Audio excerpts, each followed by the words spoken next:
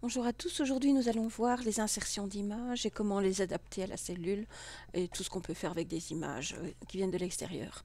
Donc pour ça on va simuler un mot croisé, donc on va définir les hauteurs de lignes et les largeurs de colonnes à 1,5 cm. Pour ça donc on va faire format ligne hauteur 1,5 et la même chose format colonne, largeur 1,5 cm. On va faire OK. Donc je vais par exemple insérer une image. Donc je vais recommencer. Insertion image. Et là je vais choisir ici le petit lapin. Bunny. Voilà. Vous voyez, l'image est très grande et j'aimerais bien juste la mettre ici dans cette cellule. Vous voyez une image, on a toujours des petits points, les petits carrés sur le côté. Donc ça permet de l'agrandir, la rétrécir. On peut la déplacer. Quand vous avez la petite, vous cliquez dessus, vous tirez. Donc, et vous voyez, dès que vous avez ces 4 flèches, ben, vous pouvez la déplacer.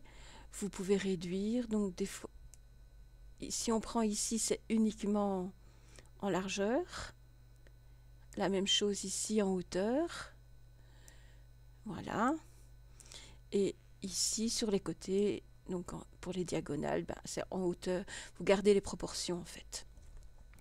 Si vous faites un clic de droite sur la cellule, vous pouvez la copier-coller, etc. La rogner. Qu'est-ce que ça fait? Ben, ça va simplement prendre qu'une partie de l'image. Si je le fais, ben, vous voyez, il n'y aura que cette partie-là qui sera sélectionnée. Je vais toujours annuler pour CTRL Z. Donc je peux remplacer l'image par une autre, la compresser pour la rendre encore plus petite, ou l'enregistrer si je veux l'enregistrer dans un autre format pour pouvoir l'utiliser par après. Si je mets taille d'origine, ben, automatiquement elle va se remettre à la taille précédente. Et là, ce qui m'intéresse, c'est de savoir adapter à la taille de la cellule. Et vous voyez, automatiquement, il va le mettre donc ici, à la taille de cette cellule. Et ici, je vais mettre par exemple lapin, donc c'est 5 lettres, donc 5 cellules. Donc 2, 4, 5. Je vais faire format, donc je vais agrandir un petit peu ici le zoom pour qu'on le voit bien. Format cellule, je vais mettre des bordures simples. Voilà. Et voilà, après la personne pourra compléter lapin ici. Donc on a une autre image à insérer ici dans le petit exemple, insertion image. Je vais prendre le mouton. Donc je vais partir en hauteur, donc je vais faire ouvrir pour le petit mouton. Là vous voyez elle est très grande aussi, donc je vais déjà la réduire un petit peu, ça sera déjà plus simple. L'adapter, adapter la taille à la cellule, mais je vais ici le mettre, donc si je pars ici, donc M-O-U-T-O-N, donc en partant d'ici, je vais sélectionner ces cellules. Format cellule, mettre une bordure, ainsi, et comme ceci. Et alors ici, je vais bien l'adapter à la cellule ici, donc adapter à la taille. À côté de ça, vous voyez, vous pouvez très bien les ancrer. Donc ici, le petit mouton, là, en fait, est ancré à la cellule. Donc, je peux mettre à la cellule, redimensionner la cellule. Donc, si je fais ceci, dès que la dimension de la cellule se modifie, il va s'adapter en principe. J'ai fait une bêtise. Qu'est-ce que j'ai fait ici? CTRL Y. En fait, voilà. Je vais la repositionner. Ah oui, je pense que j'ai un bug au niveau du programme. Donc voici. Et donc, je peux l'ancrer à la page. Donc si je l'ancre à la page, je peux la déplacer où je veux. Vous voyez. Alors ce qui est intéressant aussi, c'est que je vais vous montrer avec 2, 3... Où est-ce que... trop haut là, ici. Voilà. Il faut être bien sur l'image ici. Donc voilà. Et voici. Donc maintenant, j'aimerais bien vous montrer avec deux images comment les représenter. Je vais insérer une autre image, la toute dernière qui est la dent par exemple. Donc ici, vous voyez, et là c'est très bien parce que en plus on a un fond qui est bleuté.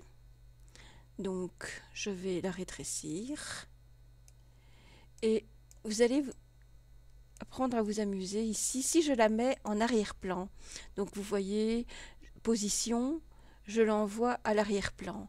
Ben, regardez ma grille des cellules ici. Le trait passe au-dessus.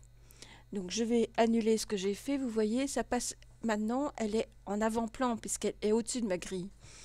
Si maintenant je veux prendre mon petit mouton et le mettre ici, oh, il est caché derrière. Ben, vous voyez, il est toujours sélectionné puisque j'ai les petits carrés ici. Je vais faire clic, positionner vers l'avant.